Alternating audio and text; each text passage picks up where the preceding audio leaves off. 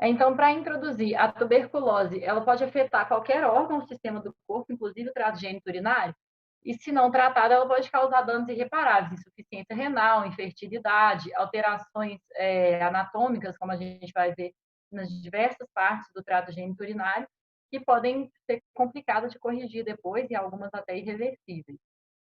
Ela é cada vez menos frequente no mundo desenvolvido, mas ainda é muito prevalente no mundo em desenvolvimento. E mesmo no mundo desenvolvido, considerando populações como imunossuprimidos, HIV positivo, transplantados, etc.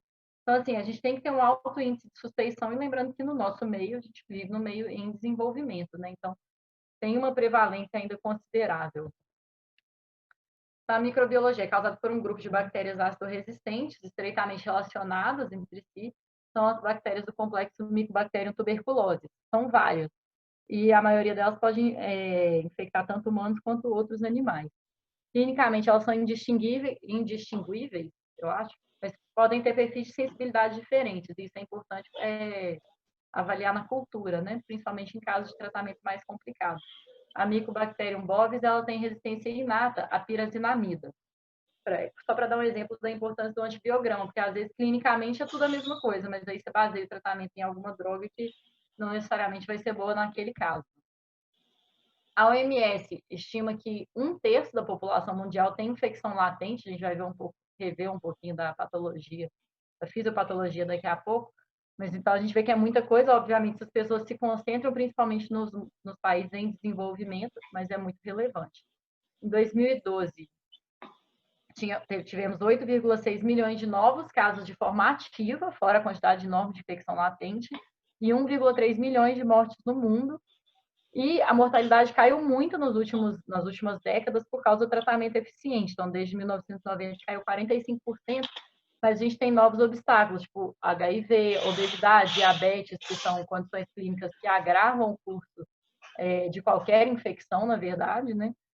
Isso não é diferente para a tuberculose, e a resistência bacteriana, que também existe. Falando especificamente da tuberculose do trato gênito-urinário, nos países desenvolvidos, ela comete 2 a 10% dos pacientes com tuberculose pulmonar, e nos em desenvolvimento, 15 a 20%. E nos Estados Unidos, ela corresponde a 27% dos casos extrapulmonares, sendo a terceira forma mais comum. As primeiras são pleural e linfonodal. E ela é mais comum em adultos, mas existe casos relatados até em crianças de 2 anos. Então, a fisiopatologia, de forma bem breve e simples, assim, só para a gente rever, a pessoa inala a micobactéria e isso dá a prima infecção. O organismo tem uma resposta imunológica, que é a imunidade celular, que demora um certo tempo, e aí se a pessoa tiver uma imunidade competente para aquilo, ela vai conter o bacilo e vai ficar com a infecção latente, que pode nunca dar nada ou pode ser reativada no contexto de uma imunossupressão, por exemplo. Ou então, se ela não tiver uma resposta efetiva, ela vai ter a tuberculose ativa bacilífera. E a disseminação do bacilo por via hematogênica e linfática vai dar a tuberculose extrapulmonar. Esse outro é mostrando a mesma coisa, mas mais especificamente mostrando o acometimento renal. Então, aqui a pessoa desenvolve a forma ativa, tem a disseminação hematogênica, e aí tanto pode ficar já chegando no rim pelo sangue, ficar ali no córtex renal, formar um granuloma, e aí a gente vê que já na filtração no rim, né, no néfron em si. E pode haver ruptura nos túbulos, e isso causar ulceração, causar bacilúria, né, que é a presença dos bacilos na urina propriamente dita. Isso a gente vai ver daqui a pouco, vai causar infecção dos órgãos daí para frente, então do ureter, da bexiga e assim por diante. Então, a disseminação, principalmente hematogênica, podendo haver uma latência prolongada, sendo que os órgãos mais afetados assim, primariamente pela disseminação hematogênica são os rins e os epidídimos. E os outros órgãos vão por disseminação contígua a partir desse. Então, a infecção pode ser ascendente ou retrógrada, lembrando que pode acontecer nos pacientes que a gente faz instilação com BCG por causa de carcinoma urotelial. Acontece em 0,9% dos pacientes. E aí o paciente pode ter pielonefrite, abscesso, obstrução ureteral, cistite, prostatite, orquiepididimite. Então, em alguns pacientes que fazem instilação com BCG e ficam muito sintomáticos, a gente tem que lembrar dessa possibilidade também. Pode haver propagação contínua para outros sistemas de órgãos, porque a tuberculose ela tem uma característica que ela não respeita os limites anatômicos. Então, ela não fica ali contida, por exemplo, dentro da gerota e não se estende. Ela pode estender ali para a coluna vertebral, pessoas para trato gastrointestinal, formando fístulas enterorrenais, enterovesicais, fístulas cutâneas. Então, um quadro pode ficar bem grave. A inoculação direta é raro, seria a autoinoculação da genitália externa por meio de fezes ou urina infectadas, ou inoculação genital de pessoa a pessoa após contato com lesões orais ou genitais infectadas, mas não é o mais comum é a infecção inalatória mesmo. Agora, vou falar mais especificamente assim, da tuberculose. Na verdade, primeiro a tuberculose geral, desculpa. Os sinais e sintomas são frequentemente inespecíficos, mas em geral, febre, perda de peso, suores noturnos, tem aquela característica da febre cíclica, né, que está sempre no mesmo horário, às vezes. Mal-estar, menos de 20% dos pacientes têm esses sintomas, assim, esse quadro completo. E muitos vão ter alguns sintomas e fica uma coisa meio inespecífica, que às vezes a pessoa investiga durante meses e não chega no diagnóstico se os médicos não têm um alto índice de suspeição. No caso da tuberculose geniturinária, 50% vão ter apenas disúria, 50% tem sintomas de armazenamento, desculpa, então, urgência, frequência aumentada, polaciúria, etc. 33% tem hematura e dor no flanco, que geralmente já estão, muitas vezes a dor no flanco já está relacionada a uma forma mais grave, um acometimento renal. Então, a cólica renal, ela se dá no momento da passagem do tecido papilar necrótico, ou coágulos, ou mesmo cálculos infectados, ou flegmão caseoso, que é já uma pielonefrite grave, né? Que está soltando debris ali para o sistema coletor e causando uma obstrução. Tipo a gente vê nos nossos pacientes com cálculo mesmo, que às vezes se opera e quando vai eliminar um coágulo depois, tem dor, coisas desse tipo. Mas então já são casos mais avançados. E no laboratório, muitas vezes, só tem piúria e ou hematura estéril, mais de 90% das vezes. Nos pacientes que têm alteração laboratorial, é isso. Então, lembrar, nos casos daquele paciente que tem uma piúria persistente, não tem infecção, não tem outra causa, isso pode ser uma causa. Então, falando agora dos órgãos acometidos mais individualmente, primeiro, o rim é o local mais comum da tuberculose geniturinária, uma infecção progressiva e altamente destrutiva, mas com achados muito variáveis. As lesões podem ser desde insidiosas, desde um paciente que tem tuberculose pulmonar, aí ele tem uma insuficiência renal, que pode ter piúria ou não tem alteração em exames de imagem. Aí, na investigação, acaba fazendo biópsia e na histologia eles veem os granulomas, né? E assim que diagnostica, às vezes não consegue identificar assim, uma lesão típica em exame de imagem, coisas desse tipo. E aí, o tratamento clínico com antibióticos pode reverter a insuficiência renal associada, porque a doença renal é um dano colateral. Mas é importante diferenciar isso dos casos em que realmente tem alguma obstrução, uma coisa desse tipo que a gente precisa de intervir. Vou falar mais para frente. A tuberculose miliar, que é aquela que tem uma disseminação hematogênica de uma grande quantidade de bacilos, e se formam inúmeros granulomas pequenos nos rins, pálidos, e tem alta mortalidade. A função renal geralmente é normal, não tem obstrução também, e é um quadro grave, não só pela doença renal, mas doença sistêmica. Né? E tem infecção renal localizada, pode ter granulomas coalescentes que vão caseificar, necrosar e estão quadro de pielonefrite crônica, necrose, aí pode dar distorção e dilatação de cálices, a gente vai ver algumas imagens, e uma estenose calicinal, estenose de infundíbulo, aí o paciente também pode ter fístulas cutâneas, dor no ângulo costo-vertebral, que geralmente evoluem para uma progressão que vai para um quadro que chama autonefrectomia. Acontece em até 33% dos pacientes. Pode ser do tipo caseo-cavernoso, tecido viável vai sendo substituído pelos granulomas e cavidades, ou do tipo fibrótico. O paciente vai ficando com graves cicatrizes e uma calcificação do parênquima, e o rim fica todo atrofiado. Nesses dois casos, como o nome mesmo sugere, o paciente é como se ele tivesse nefrectomizado, né? Esse rim está expulso, não funciona mais. 7% dos pacientes evoluem para insuficiência renal terminal. E existe também um risco de a inflamação crônica evoluir para uma metaplasia escamosa e um carcinoma de células escamosas, mas isso é mais raro. Aqui é um quadro de um rim, então, com acometimento importante. A gente vê essa caseificação com calcificação no polo superior. No ureter, a descida de bacilos dos rins é o que causa o acometimento ureteral e pode ir formando granulomas ali nas paredes ureterais, além dos cálculos infectados, que também podem causar uma inflamação. Isso tudo vai causando cicatrizes, estenoses, esse ureter pode ficar todo distorcido e pode ter obstrução ou refluxo. Isso tudo vai depender, claro, do grau de acometimento, tempo de acometimento, se é feita alguma intervenção precoce ou não. Mas pode dar um acometimento ureteral importante. Na bexiga, a infecção geralmente começa nos meatos e se espalha pelos vasos linfáticos, exatamente porque também é uma infecção que, em geral, desce ali pelos ureteres, né, os bacilos chegam, mas também tem o caso, né, do BCG, que a gente tem que lembrar que aí seria uma infecção retrógrada. Em geral, dá uma cistite irregular, tem algumas imagens mais para frente, que afeta mais a cúpula e preserva o colo e o trígono.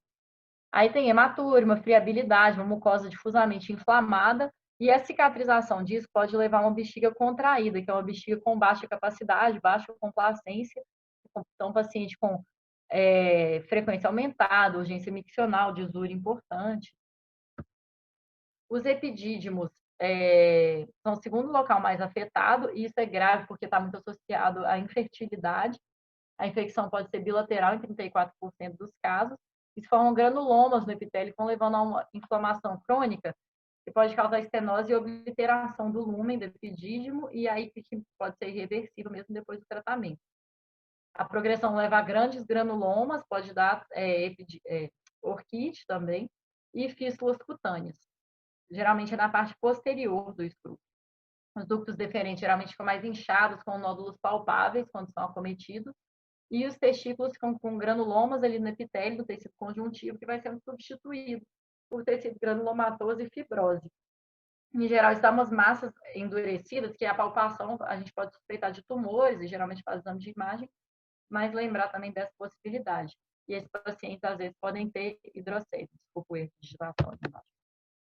A próstata, geralmente é acometida também por disseminação hematogênica, pode ter lesões só periféricas, que são assintomáticas, mas podem progredir para uma calcificação, uma glândula endurecida ali na sua parte periférica, ou quando é feito por disseminação urinária, aí pode ter um acometimento uretral, que dá sintomas tipo da prostatite bacteriana, aquele paciente que pode ter dor uretral, disúria, frequência aumentada, essas coisas que a gente costuma ver mesmo, né, na prostatite. Pode ter nódulos palpáveis e flutuações.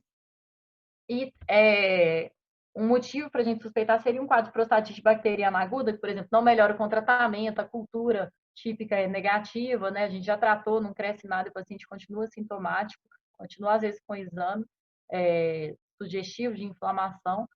E os abscessos prostáticos não são tão comuns, já dá mais normalmente em paciente com AIDS ou com uma imunossupressão importante.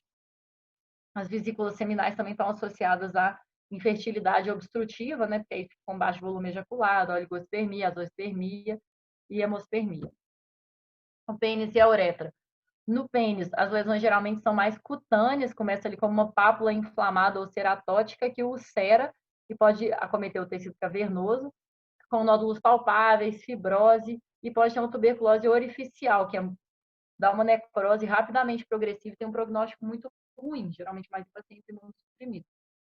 A uretra geralmente é uma infecção resistente, mais difícil de tratar, acontece na minoria dos pacientes e geralmente está associada à infecção da próstata e pode dar fístulas uretroescrotais também.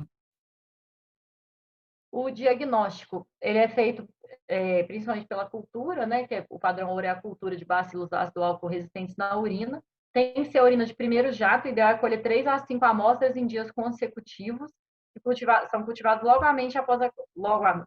imediatamente, desculpa, após a coleta. Nesses casos, a sensibilidade é de até 80%, só que na prática, a maioria das vezes, a coleta não é feita de forma ideal, a pessoa não colhe tantas amostras, dá um tempinho a mais entre a coleta e o cultivo ali, né?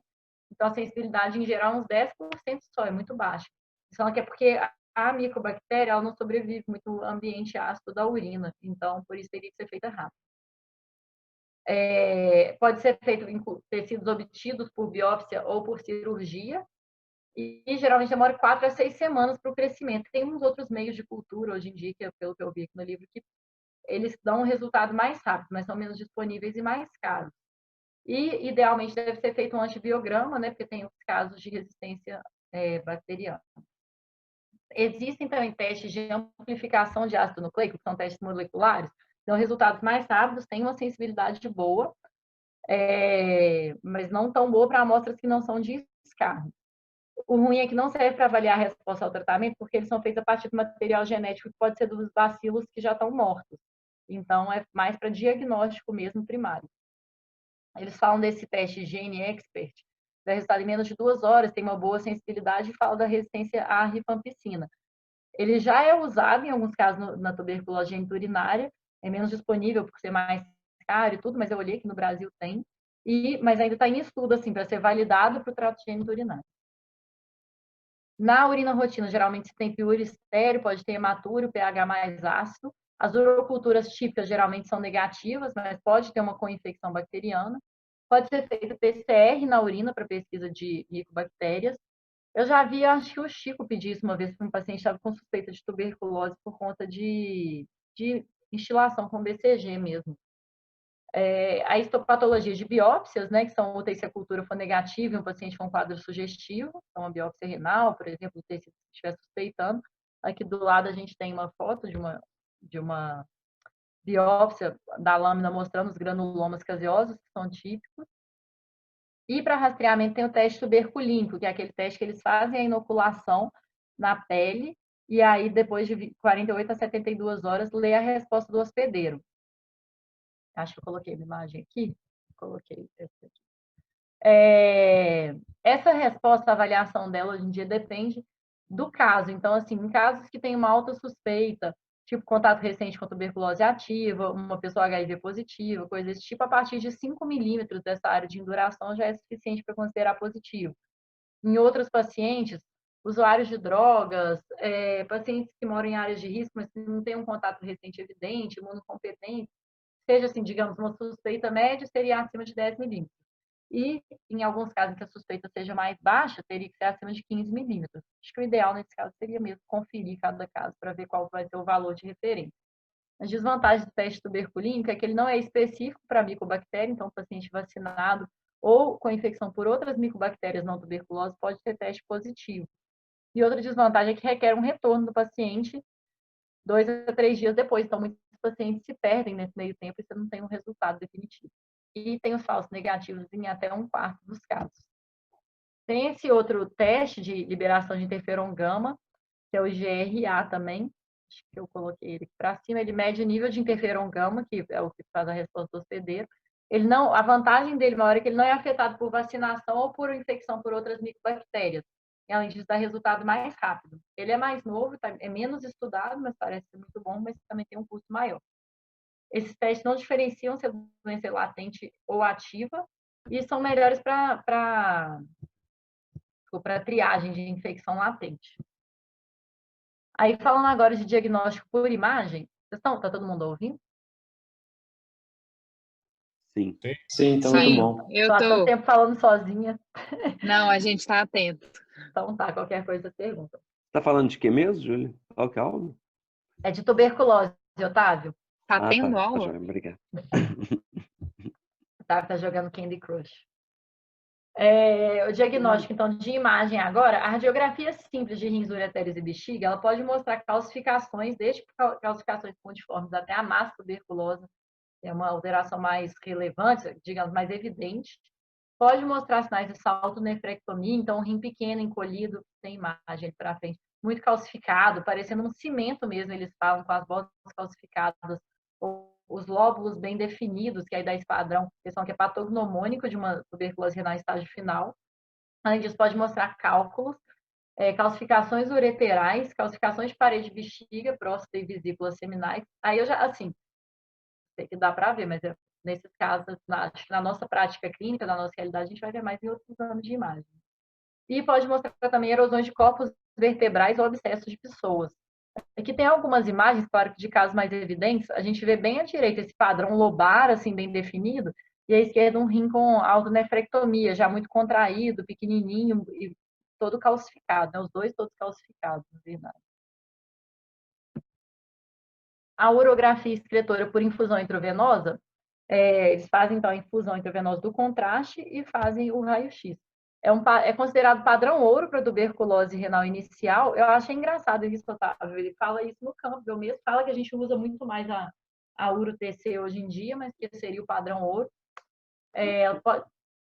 Pode mostrar alterações erosivas iniciais do urotélio. Então, eles falam isso, que às vezes aparecem alterações mais precoces, tipo a perda de nitidez e irregularidade das bordas, erosões do sistema coletor que dão um aspecto de ruído por trás, que é ruído assim no cantinho, defeitos de enchimento, cavidades medulares, estenose de cálice infundíbulo, que é o que eles chamam de cálice fantasma, que deixa de se conectar ali adequadamente com o sistema coletor.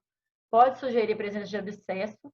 E o ureter pode mostrar que está rígido, calcificado, com um formato alterado. Eles falam em saca-rolhas ou em haste de cachimbo, que é causado pela fibrose e as estenoses assim, segmentares.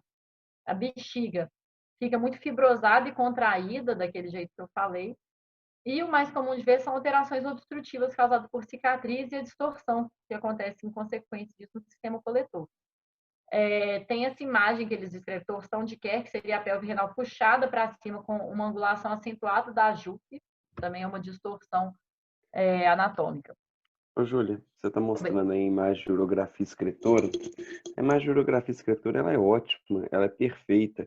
Ela dá um delineamento de cálice do sistema coletor muito boa, às vezes até superior à tomografia da imagem que é mostrada para a gente. Só que a tomografia, a índice de radiação, a quantidade de contraste aplicada, ela é muito menor e na mão de um bom radiologista ele consegue fazer uma reconstrução tridimensional que supera os benefícios da urografia escritora. Eu já vi, eu li o campo de TBC renal, eu participei das questões de TBC renal da prova de título, então eu tive que ler o capítulo, eu vi isso. Você não vê em nenhuma literatura hoje, mas colocando a urografia escritora como padrão ouro, entendeu? Então, é uma questão assim, que jamais uma pessoa ia cobrar de você na prova, porque tem um conflito muito grande. Se pegar, não tem guideline europeu, americano, porque nesses países nem endêmico a tuberculose é. Né? Nós temos mais a endemia de tuberculose na América do Sul e na África. E então não tem um guideline, né, internacional de tuberculose, mas é uma coisa muito debatida. Mas eu ainda sou um adorador da urografia escritora, só que a gente não tem no nosso meio, não. Aqui em Belo Horizonte, hoje, a Martins Godoy é o único lugar que é em urografia escritora, entendeu? o que eu ia falar é isso também. Mas está no A livro, isso é verdade, eu disponibilidade já da vi. orografia escritora assim, de boa qualidade deve ser muito menor do que a de TC também, né? Uhum. Pode ir. Então, aqui a gente vê que tem uma estenose no ureter proximal e tem cálice escuso ali no polo inferior. A urotomografia, então, ela é boa porque ela avalia a função renal também, né? A captação, a excreção do contraste. Ela permite ver calcificações, cicatrizes, sinais de obstrução, como é que está a hidronefrose. E é muito boa para avaliar a tuberculose complicada e extensa, além de permitir avaliar também linfonodos, vértebra, outros órgãos e abscessos perinefréticos e de pessoas. O ruim é que ela é menos sensível para detectar as alterações precoces e tem uma dose de radiação alta. Além disso, tem casos de pacientes com função renal comprometida, que não podem usar contraste, alergia a contraste. Aqui são algumas imagens. Então, essa primeira mostra uma tomografia na fase excretora, com cálices dilatados, com infundíbulos estreitos, estão aqui na ponta das setas.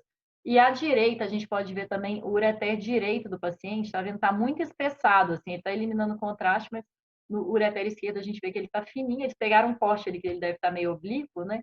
Mas ele não tem esse espessamento mural, assim, igual o ureter direito tem.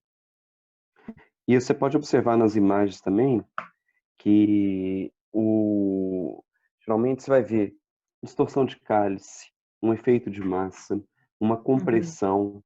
Então, o principal diagnóstico diferencial, às vezes, é até uma neoplasia.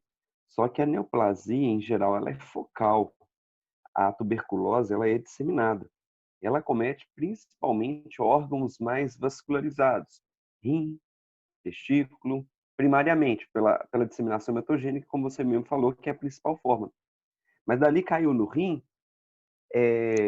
o micobactério ele é eliminado em toda a urina, ele pode acometer. Olha essa imagem da direita aí, Olha o ureter, isso aí não é focal. Se você passar o ureter todo nessa imagem, você vai ver que ele é difuso.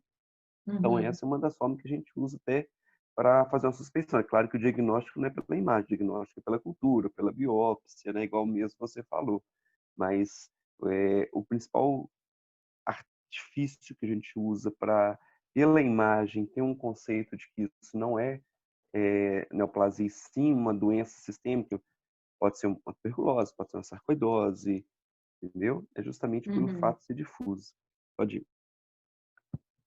Aqui tem uma outra imagem, essa daqui é do Campbell mesmo, mostrando então um paciente com tuberculose renal bilateral. A gente vê que a direita, o rim está todo hidronefrótico por causa da estenose de infundíbulo, mas com uma boa função, o parênquima preservado ainda. E o rim esquerdo todo atrófico, não funcional, já em fase terminal, com calcificação ali, então já depois da autonefrectomia.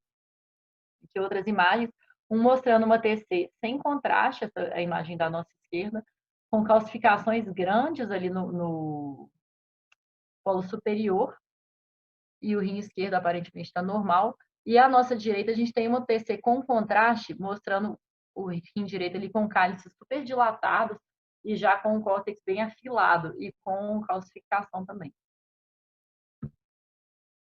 A pielografia retrógrada ou anterógrada, então a gente pode fazer administrando contraste ou por via percutânea ou endoscópica. E aí, eles só que foram principalmente substituídos pela urotomografia, né? Então, são usados mais em casos em que o paciente tem insuficiência renal, não pode usar o contraste iodado da tomografia, coisas desse tipo.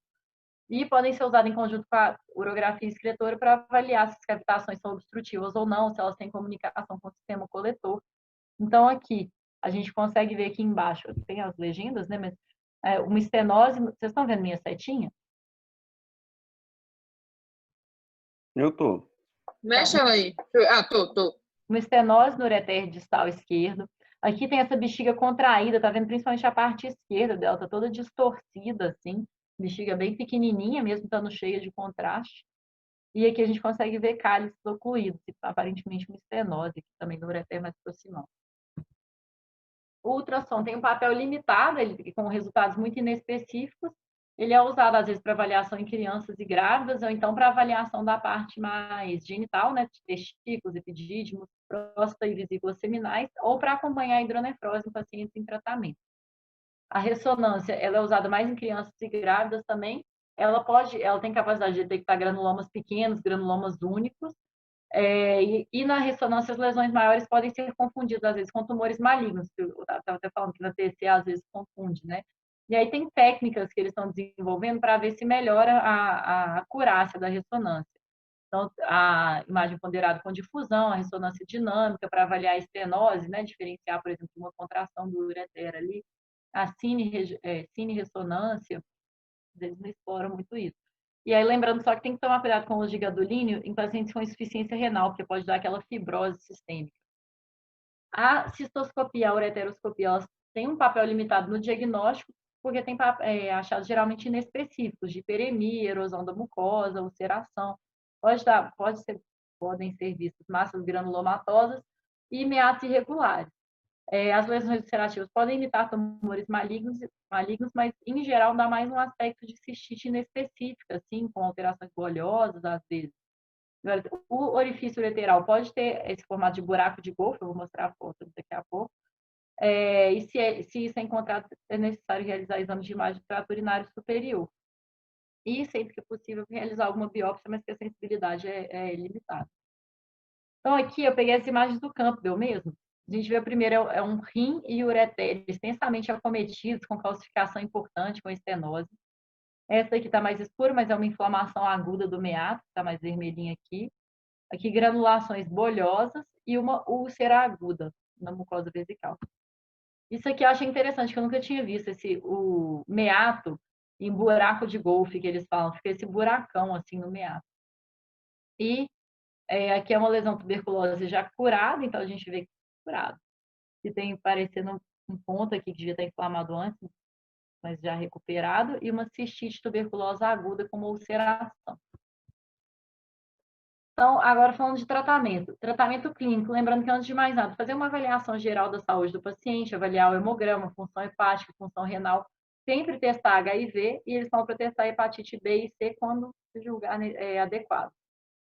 Sempre que possível, guiar o tratamento pelo antibiograma e, quando der, também fazer o tratamento diretamente observado, né? Que o paciente vai e toma o antibiótico sob observação de algum profissional de saúde, exatamente porque o tratamento é muito longo, como a gente aprendeu isso na faculdade, é um tratamento de no mínimo 6 meses, então tem muito abandono. Às vezes a pessoa para de ficar sintomática depois de algum tempo e acaba largando o tratamento. Então, tratamento de primeira linha é aquele esquema RIP, rifampicina, isoniazida, pirazinamida e etambutol, em geral, a princípio, por 6 meses, mas em alguns casos pode ser estendido até 9 ou 12 meses, em casos selecionados até mais que isso. Em geral, faz 2 meses do RIP e 4 meses só de rifampicina e isoniazida, que são os principais. E tem tratamento de segunda linha quando há falhas ou eventos adversos. Então, recentemente foram adicionados, inclusive, quinolonas, linezolida, essa bedaquilina, que eu acho que não tem aqui no Brasil, se tem eu não conheço, mas que são mais quando em casos selecionados mesmo. Vocês que Lembrar de estão saindo mais há um pouquinho menos de tempo que eu da faculdade, para pulmonar ainda usa o RIP, né? Sem o RIP, né? Que rifampicina, isoniazida e pirazinamida. Pelo menos E etambutol, não? Eu acho que usa o RIP, não. Para mim, usa o RIP. até onde eu sabia, usava RIP RIP. Num tempo só Depois rifampicina do e RIP. isoniazida é um tempo maior. Tanto que tinha aquele mnemônico, tipo assim, primeiro você é RIP, depois você RIP, tipo um trem assim, tinha do médico. Nossa senhora. Eu não fiz médico. Antes era só RIP, sem o etambutol mesmo, mas depois passou a colocar o etambutol. Mas já tem um tempo. Da minha época já tinha RIP mesmo. Lembrar de monitorar as enzimas hepáticas e também acompanhado, principalmente no nosso caso, que falando de trato gênito urinário, mesmo o paciente fazendo tratamento direitinho, fazer um monitoramento, porque no processo de cura ele pode desenvolver fibrose, né, pela cicatrização das lesões. Isso pode dar obstrução urinária, essa contração vesical. E aí, se você detectar que o paciente está evoluindo com uma fibrose, pode-se tentar fazer tratamento com corticoide, que às vezes ele ajuda a diminuir esse processo inflamatório que leva à fibrose. O tratamento cirúrgico, ele é necessário em pouco mais da metade dos pacientes, aqui falando especificamente da tuberculose geniturinária, né? E aí as causas podem ser para obstruir, desobstruir a via urinária, drenar material infectado, melhorar a infecção, hipertensão resistente a medicamentos, remover rins não funcionantes, reconstruir o trato urinário, tem uma parte importante da urologia reconstrutiva. E também, assim, às vezes aquele paciente que tem casos muito recidivantes, a gente pode considerar que aquele rim, por exemplo, está como um foco mantido, então tirar esse rim. E aí vou falar especificamente das modalidades. O ideal é fazer o tratamento 4 a 6 semanas, pelo menos depois de começar o tratamento medicamentoso. Então, primeiro tem os procedimentos que são para aliviar a obstrução da via urinária, principalmente pacientes que estão com uremia, uma pior importante função renal, uma hidronefrose relevante. Pode ser desde colocar um cateter duplo J, geralmente eles colocam como 41% de sucesso na via retrógrada, que é a via que a gente faz normalmente, né? Colocação ureteroscópica ou cistoscópica de duplo J, ou mesmo a nefrostomia percutânea. A nefrectomia, ela é feita em geral ou em pacientes com rins não funcionais, que tem tuberculose recorrente ou recalcitrante, que a recalcitrante é persistente, digamos assim, que a recorrente seria que melhora e volta, e a recalcitrante é que não melhora. Ou então pacientes com rim não funcional, uma hipertensão resistente a medicamentos. Ela é necessária em 27% dos pacientes com tuberculose do trato gastrointestinal urinário. Eles falam para remover a gordura perinefrética. Se tiver massas granulomatosas, cavidades caseosas, ou seja, se ela tiver acometida também, e para ligar a veia e a artéria individualmente para evitar a formação de fístula. Eles até colocam como, assim, em geral, como primeira linha ainda, padrão ouro, a cirurgia aberta, mas depois comenta que a laparoscópica é uma opção muito segura, que tem sido feita cada vez mais em mãos experientes. Ela pode ser feita, geralmente é um pouco mais trabalhosa, demora um pouco mais do que uma nefrectomia normal, mas eles colocam como meia hora a mais só em média de duração, que é um procedimento que dá para fazer. Lembrando que tem que evitar a ruptura de linfonodos e falei de evitar entrar na cavidade pleural ou peritoneal para diminuir a disseminação, mas se for fazer então a laparoscópica transperitoneal, não tem jeito. E a aberta seria por lombotomia. A cirurgia ureteropélvica e ureteral pura são principalmente então, em casos de estenose, mas coloca na estenose de Jupe e do ureter. Avaliar a colocação de duplo J para permitir uma melhora de função renal e aí esperar esfriar esse processo, dar um tempo de tratamento clínico para depois fazer o tratamento definitivo. Coloque a estenose de ureter superior e médio podem ser tratados endoscopicamente.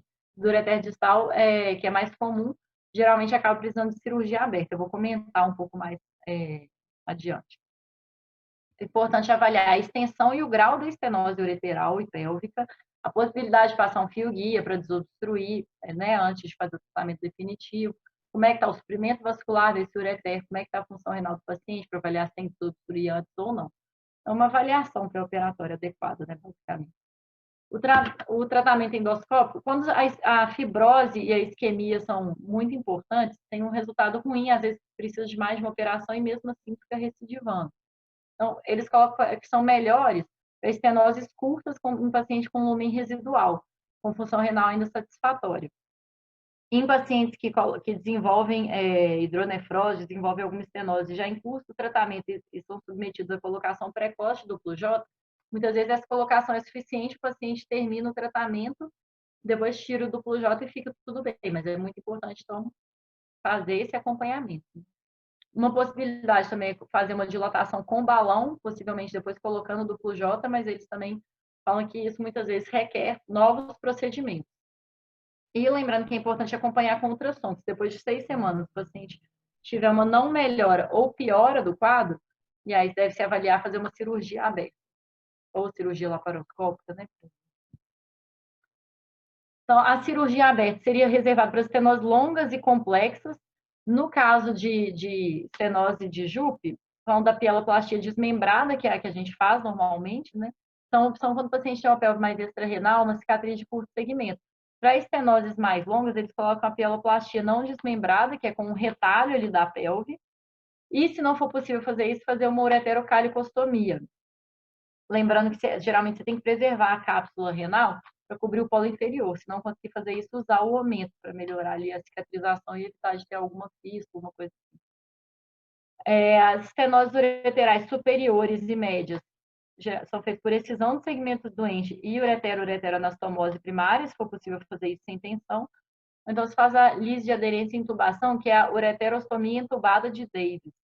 Coloquei aqui na frente. As estenoses distais, geralmente se faz a excisão do segmento doente e um reimplante ureteral.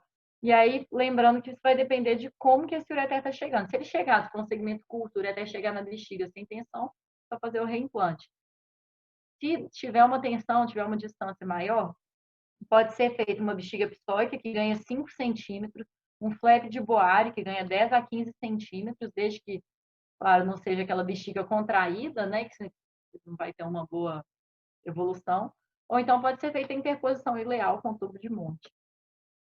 Aqui, para exemplificar, então, a pieloplastia desmembrada, que é a que a gente faz na maioria dos casos, e a ureterotomia entubada de Davis, eles tiram aqui, então, o segmento estenótico do ureter e fazem essa tubulização, assim, essa intubação que eles falam, né? Aqui da pelve nós tomamos com o ureter. Nunca vi fazer isso, não sei se você já fez, Otávio? Não, e não gosto. Por quê? Já tem casos. Tá ouvindo? Já ouvi, você já o quê? Peraí. Tá Eu ouvindo ouvi só agora? não e não gosto, sim. Não, é porque eu tirei o fone aqui. Não, não gosto dessa técnica, não. Isso aí, a comunidade médica não usa muito essa técnica de ureterotomia entubada de Davis, não. Realmente, a melhor coisa é a pieloplastia de Anderson Hines, ainda mais imaginar que a tuberculose geniturinária é uma lesão granulomatosa e daí isquêmica fibrótica, e o melhor tratamento que você tem de um caráter definitivo é a ressecção do tecido comprometido, entendeu? Uhum. As dilatações, o uso de duplo J, são todos tratamentos paliativos. Há quem faça, mas não dura, entendeu? Entendi. Então, a mesma coisa para essa ureterectomia, tem outros tipos de pieloplastias também, onde você não resseca o segmento, não acho adequado, não. Ah, nessa ureterotomia entubada, então eles não ressecam, eles só fazem a ureterotomia mesmo e aí fazem esse retalho para cobrir ali, Eles vão abrir tubularizar. todo o segmento estenosado e vão fazer um flap da pelve, Uhum. entendeu? E vão cobrir esse segmento estenosado com o flap da pelve, Realmente você não fazendo tira a uma, parte doente, né? você não tira, você faz uma ampliação do segmento, você faz um retalho de pelve sobre esse segmento estenosado que aí você dilata, mas você persiste com o tecido doente na região. Entendi. Falando de cirurgia da bexiga, ela geralmente é necessária quando a capacidade vesical é muito pequena, então menor do que 100 ml, e aí pode ser feita a cistoplastia de aumento, tipo a gente fez hoje, né, a enterocistoplastia, pode ser feita com ilho, sigmoide, com segmento ilho-secal, ou mesmo com estômago, mas na maioria das vezes é feita com ilho, né, Otávio? Eles falam até muito, assim, eles falam primeiro do sigmoide e ilho-secal, e falam que mais pode ser feita com ilho, mas hoje em dia acaba fazendo mais com ilho mesmo, né? Sigmoide tem um conceito teórico na urologia que o sigmoide tem um risco de derivação neoplásica muito maior. Uhum. Eu já fiz uns com sigmoide, nunca tive problema nenhum, até pacientes já com mais de 5 anos de acompanhamento, é um risco mais teórico.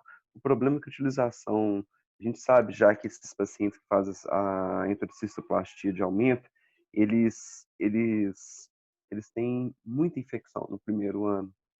Uhum. Infecção que já foi estudado que a flora bacteriana entérica ela acumula até nas camadas mais profundas da mucosa entérica.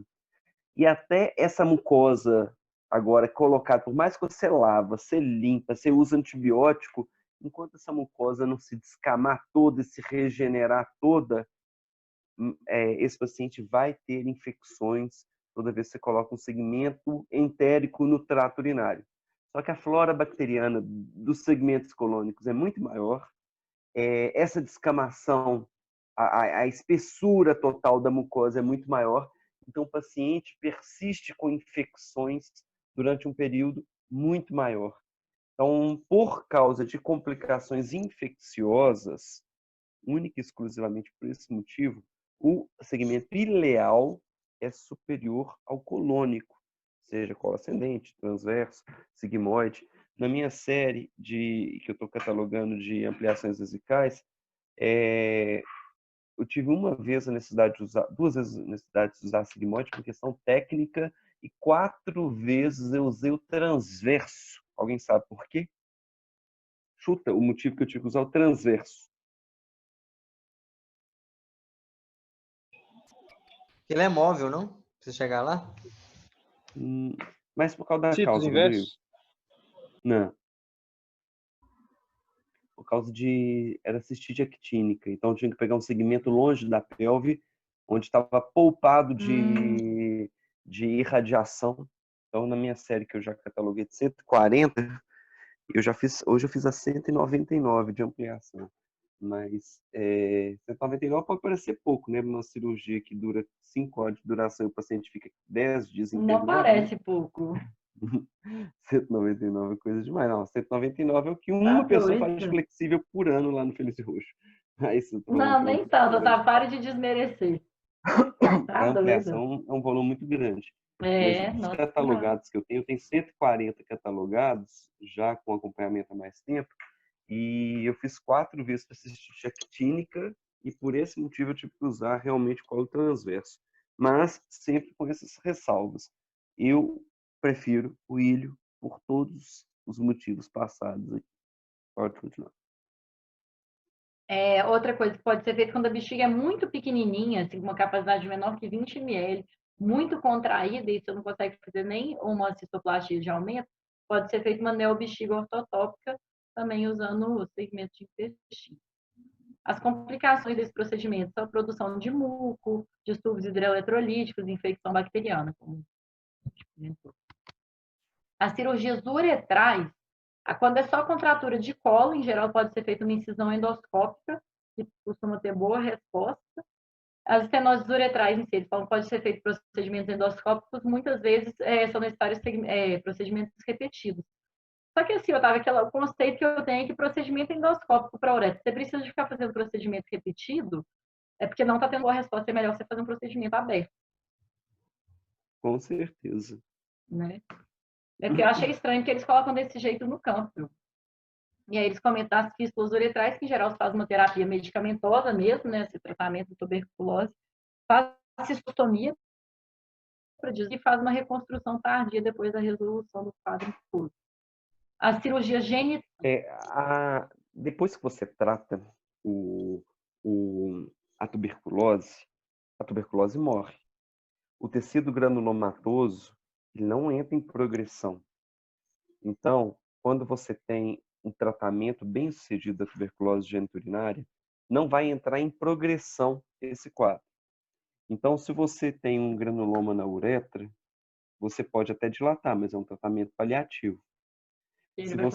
O ideal é você extirpar, se tiver um segmento, e fazer uma ureteroanastomose, né? Fazer uma ressecção da uretra e fazer uma anastomose primária, ou então até enxertia, né? Agora, a uretra é um tubo um pouco mais largo que o ureter. O ureter é muito fino.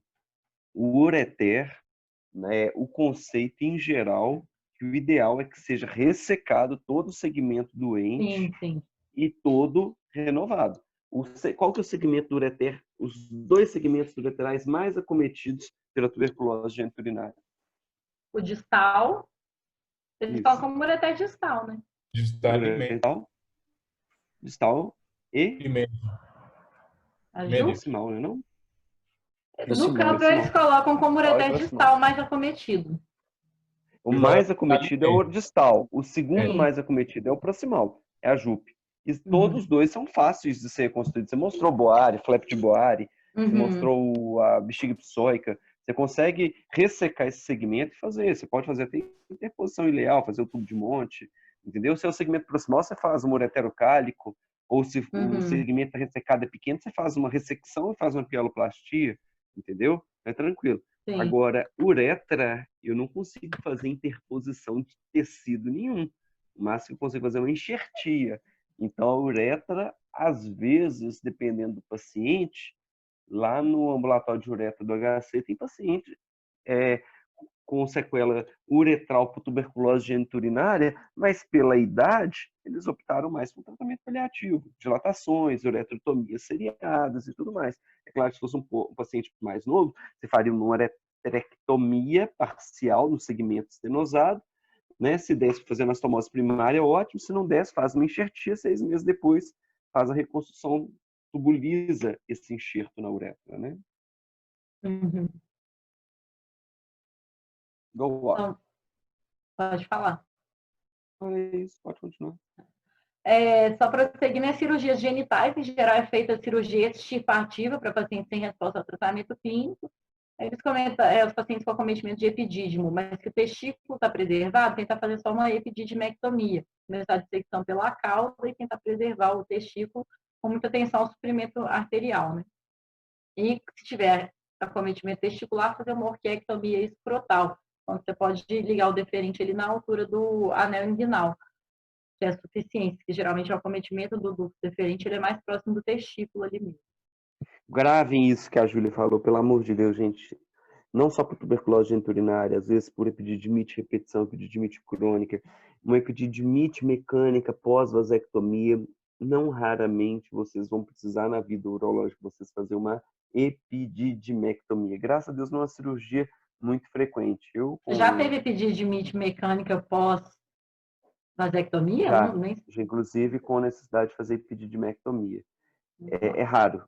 A epididimectomia é uma cirurgia, vocês que estão no R3 talvez viram uma, ou nem viram. Eu nunca vi. Porque é raro. Mas sempre que for fazer, gente, disseca bem, porque o pedículo entra junto com o epidídimo. entendeu? Você tem que ter um cuidado muito grande de, ao retirar o epidídimo, não lesar o suprimento sanguíneo do testículo. É possível, mas você tem que secar bem. Se você chegar só ligando o epidídimo, acabou. Você tem que ver direitinho onde o cordão vai e garantir o suprimento sanguíneo do testículo, senão você precisa de uma orquiectomia. Pode ir. É isso. E feito o tratamento, é importante monitorar o paciente para recidivas. Podem acontecer em pacientes com tuberculose pulmonar em até 6% dos casos, principalmente no primeiro ano. E aí é feito um segundo curso de tratamento. Geralmente você troca as drogas ou faz um tratamento mais longo. Na tuberculose geniturinária, pode recidivar em até 22% dos casos. E, em média, as recidivas são 5 anos após o tratamento. Então, não tem isso bem padronizado, mas atualmente se sugere 10 anos de acompanhamento clínico. E lembrando que o rim muito doente, ele pode conter inúmeros focos de bacilos, então isso pode levar às recidivas, né, no paciente que não foi submetido à nefrectomia. Falando brevemente de situações especiais, com paciente com tuberculose multiresistente ou excessivamente resistente, a multiresistente seria aquela que é resistente a várias drogas, e a excessivamente resistente é aquela que, assim, é praticamente tudo, e aí eles tentam esquemas bizarros e às vezes meio que empíricos de associação de tratamento, às vezes por mais de 1 ano e meio, e associando 5 ou 6 antibióticos. Tem uma taxa de cura de 50% a 60% da multiresistente, a excessivamente resistente é menor. E na gravidez, tem que iniciar o tratamento imediatamente. A paciente que estiver tratando tuberculose é aconselhada a não engravidar durante o tratamento, mas se ela descobrir a tuberculose já grávida, iniciar o quanto antes, evitando pirazinamida, eles usam piridoxina, e não tem contraindicação a aleitamento. Se passar alguma coisa para o leite materno, é uma quantidade muito pequena que eles não consideram suficiente para contraindicar. Em pacientes HIV positivos, o risco de tuberculose ativa é 30 vezes maior e a tuberculose ainda é responsável por quase 25% das mortes em pacientes HIV positivos no mundo. Eu achei super alto. A tuberculose geniturinária ela pode ser ainda mais disseminada, com mais linfonodomegalia, acometimento renal bilateral, ainda mais que na população geral. Geralmente você tem uma reação inflamatória menos intensa, então tem menos caseação, necrose, fibrose, menos estenose e contratura vesical, então menos distorções anatômicas, porém tem alta mortalidade pela gravidade do quadro. Intransplantados renais é uma condição rara, até porque os pacientes geralmente são, acho que faz teste de tudo antes, né? E eles falam que se tem um período curto entre o transplante e a doença, geralmente é por conta de infecção pré-existente no rim doador e, assim, uma infecção latente, né? Obviamente, a pessoa não sabia, associada à imunossupressão pelo transplante. O diagnóstico é difícil, porque os sintomas são, geralmente o quadro é menos florido, tem menos sintomas, mas se o normal já tem sintomas pouco específicos, nesse caso tem menos ainda. O mais comum é ter febre, só 20% tem sintomas urinários. Tem que lembrar que é um diagnóstico possível nos pacientes transplantados. E aí, o diagnóstico em si é feito da mesma forma, por cultura e tal. É isso. Só isso tudo. Gente, ficou muito grande, né, gente? basicamente que pode parecer uma coisa rara, mas vai aparecer na vida de todos vocês. Lembrar que os países de maior endemia de tuberculose estão na América Latina e na África, e aí incluindo Colômbia, Jair e Chile, não sei República do José, realmente isso eu não sei, mas toda a região tropical da Amazônia, incluindo o norte do Brasil, incluindo boa parte da Venezuela e Colômbia, são áreas realmente mais endêmicas da tuberculose, e a tuberculose ela pode se disseminar de uma forma hematogênica e cometer o trato geniturinário. Então, piuristério, nunca deixar de investigar, a gente vai ver muito caso. Cistite intersticial dá piuristério, cistite actínica dá piuristério, várias outras entidades, mas é recomendação que toda piuristério você faça alguma cultura ou pelo menos uma pesquisa de BAR na urina, jato médio, entendeu? Para não deixar passar batido, porque vocês viram que as complicações. Os pedidos de exame em si, você faz, isso que eu queria ver, você pede geralmente PCR para micobactéria, o que você pede, tipo assim, numa suspeita que você pede cultura para micobactéria, PCR? Eu peço cultura e PCR. O PCR é mais rápido. A cultura leva uns 6 semanas, entendeu? Mas você tem esse prazo para tratar, porque a doença ela é crônica, ela leva um tempão de evolução. Então, você tem esse tempo, mas eu sempre peço, vou te falar, por sempre pedir, nos últimos anos, eu já tive 6 pacientes com tuberculose geniturinária, nos últimos 5 anos. Isso não é desprezível, porque são pacientes que passam por diversos profissionais e não têm o diagnóstico, entendeu? Paciente fazendo já biópsias de ureter, suspeitando de carcinoma urotelial de ureter por causa de estreitamento focal, mas você via na imagem o ureter difusamente espessado, você via na imagem contrastada que tinha amputações de cálices, né? Paciente com sintomas de hiperatividade vesical, cistite. Então, nunca esquecer desse diagnóstico. Não, vocês não vão pegar muito caso na vida de vocês. Vão pegar muito mais cistite bacteriana, cistite intersticial, né? Vocês vão pegar muito mais cólicas por carcinomas uroteliais, carcinomas renais e cálculos renais, do que realmente essa sintomatologia por tuberculose. Mas não esqueça que ela existe, não é à toa que a SBU ainda bate na tecla e cobra para exigir que vocês cumpram esse diagnóstico. Geralmente, a maioria dos pacientes que chegam no consultório com tuberculose geniturinária, geralmente já passaram por mais de um profissional da urologia e o diagnóstico não foi feito, tá bom? Então,